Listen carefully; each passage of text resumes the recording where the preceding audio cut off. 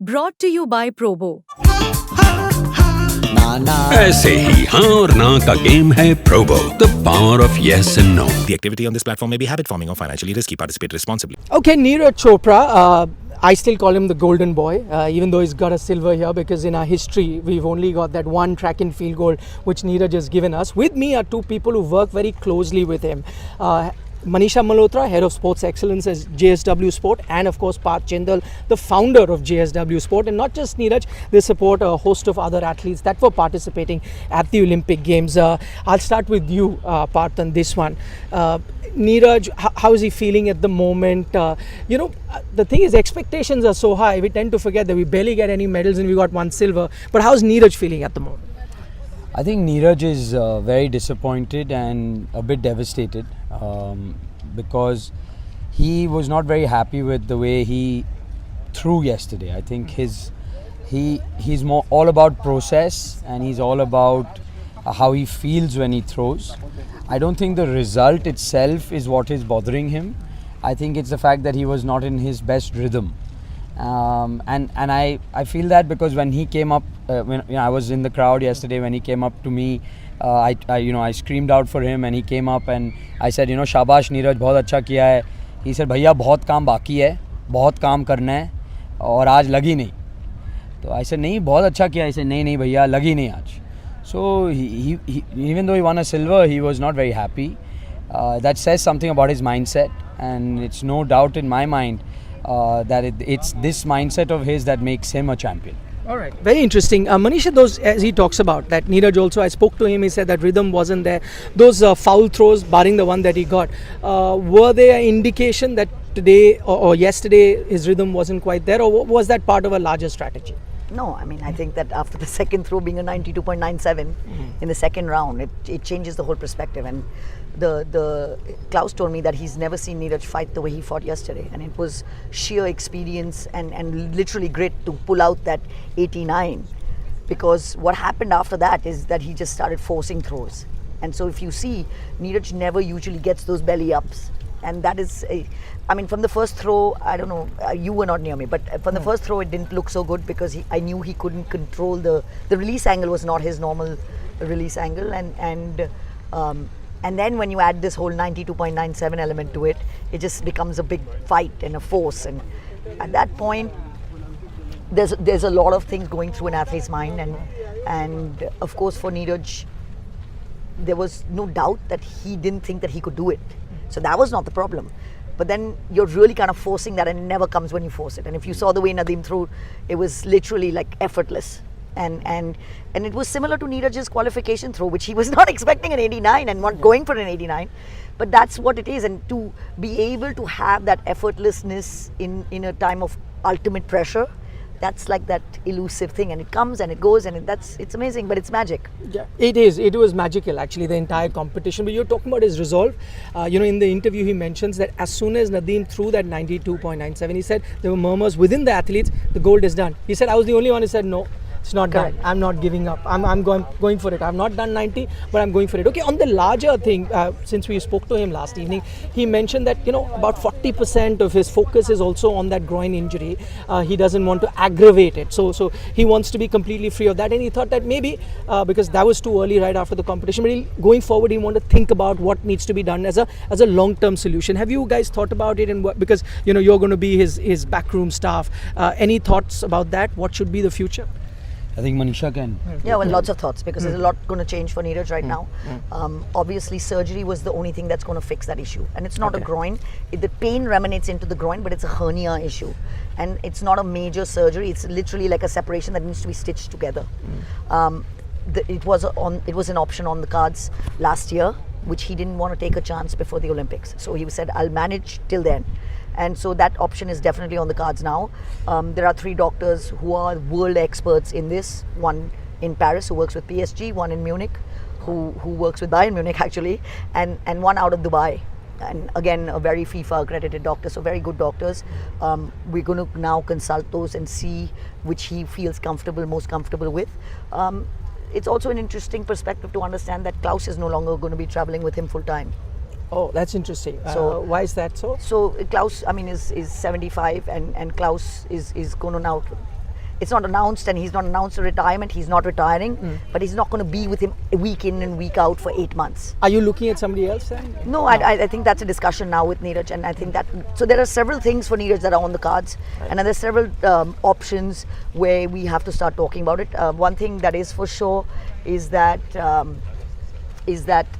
there needs to be a lot of work done on his technique, because technique is breaking down, and that could be he hasn't competed much this season. Yes. You know, he's always protecting the groin. It's always in the back of your mind. So these are all, I mean, it's going to be a period of introspection and discussion, and you know, of course everybody's going to have certain thoughts on it, but Neeraj himself needs to kind of figure out how to go forward on it. But Okay. the first order of business is going to be the groin. Right. But to you, it's not just javelin. You support a lot of athletes. What did you make of the games as a whole? And I'll quote Prakash Padukone, because we spoke to him. He said, listen, now during our times we could complain about no facilities and so on and so forth. Now everything is available. You guys yourself have an outstanding facility in Karnataka. So in that sense, what have you made of the overall performance of the Indian contingent? Yeah, I think if you look at it, I think the mindset of our country has also changed. And we hope that Ritika Hooda gets us a medal as well. So we might end up with 7 medals. Maybe some miracle happens in women's golf. There's Vinesh also. The case is still on. Vinesh's case is still on, of course. I hope so. So we may end up with 7 to 8 to 9 medals. And we've had, I don't know how many, but maybe 8 fourth places, including shooting, including the 2 boxing bouts, including archery. We've had a lot of near misses. The contingent, I mean, has been very well prepared by the government, by private sector. There's been a very coordinated effort. What I feel is that as a country we expected more. I as an individual expected more. My interviews from before the Olympics, I said that India should win 10 to 12 medals. Having said all of this, I think that what bothers me is the number of athletes who have come here, including the athletes that we represent and we support, who have not done their season's best or personal best at the Olympic Games. That to me is unacceptable. That is a failure on all our parts. It's a collective failure of the coaches, of the athletes, of the private sector, of the government, because it is unacceptable for athletes to come here and not do their season's best and personal best. And I don't think, I can't name a single one that has done its personal best. Not Avinash Sable, not Parul Chaudhary, not our 4x400 relay team, women's or men's. Not our long jumper, not our triple jumper. So for me, these things are not acceptable. I think there was also sports science needs to be more looked into more closely. Whether it is in wrestling, Antim was a pale shadow of herself, and I think that was because of weight management issues. I think she had to struggle to get to her weight. That's my belief. We all know the story of Vinesh, because wrestling, other than the Olympic Games, it finishes in one day. So an athlete is able to dehydrate their body for that one day. Then when they rehydrate and then again they want to dehydrate, they may not have enough time unless it's a practice science, unless they've done it multiple times over. So I don't know what went wrong with Antim, or I don't know what went wrong with the Vinesh, but this is my theory that this was not done or practiced enough by the athlete and by the support staff. So overall, although this possibly could be our joint best Olympic tally, this is definitely already our 3rd best Olympic tally. It might be, I'm very confident it will be our joint 2nd best tally, because I'm pretty sure Aman is going to do something today. But the expectations of our country has changed. What Prakash sir said, I really respect. He's a legend of the game. It is true that India now, money is no longer a concern. Athletes are getting supported like they never have been supported. But it is only a handful of the athletes that are getting supported. I think instead of only focusing on the creme de la creme of Indian sport, I think now the onus is on all of us to make the pyramid bigger. to make the base of the pyramid bigger, to invest more money into the grassroots, to invest more money into creating hundreds and hundreds of athletes. A nation of 1.5, 1.6 billion people cannot have only 117 people competing at the Olympic Games when contingents from the US are 600, contingents from Japan are 400 plus, contingents from China are 350 plus. How can 117 be enough? So, lot of work to do. Overall, you can see I'm very passionate, very disappointed. But if I look at the medals we got, if I look at the 4th places we got, we've never been so close to a double-digit tally. So there is a silver lining. I think we are on the right track. I think we need to increase our focus on more sports. We can't just focus on 7-8 sports because we are a nation of 1.5 billion. We have a lot of talent in every sport. We need to hone that.